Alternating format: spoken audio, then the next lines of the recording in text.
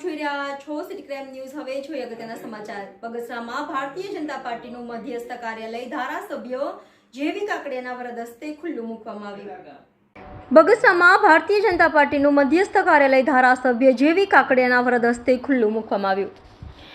અમરેલી લોકસભાના ભાજપના ઉમેદવાર ભરતભાઈ સુતરિયાના બગસરા શહેર તથા તાલુકા ભાજપ મતક્ષેત્રના મધ્યસ્થ કાર્યાલયનું ઉદ્ઘાટન કરવામાં આવેલ।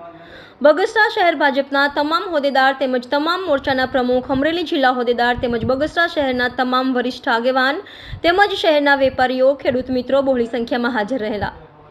Reporter Raju Jogi, city crime news, Bagasara.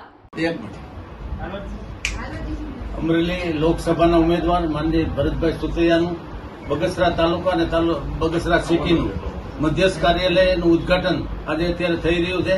એમાં ઉપસ્થિત અમારા પાર્ટીના પ્રમુખ પ્રદીપભાઈ ભાકર, માનનીય ધીરુભાઈ કોટડિયા, જિલ્લા પંચાયતના સભ્ય માનનીય ધીરુભાઈ લક્કી, ઉપસ્થિત અમારા માનનીય પ્રભારી છે દીપકભાઈ વઘાસિયા, ભાવનગરથી પધારેલા એમએલએ માનનીય રાજુભાઈ, ઉપસ્થિત બધા બહેનો, જિલ્લાના જે અધિકારીઓ છે, પદાધિકારીઓ, એ બધાની ઉપસ્થિતમાં ગામના તમામ લોકોને સાથે રાખીને, તમામ સમાજને સાથે રાખીને આજે અમે ઓપનિંગ કરીએ છીએ।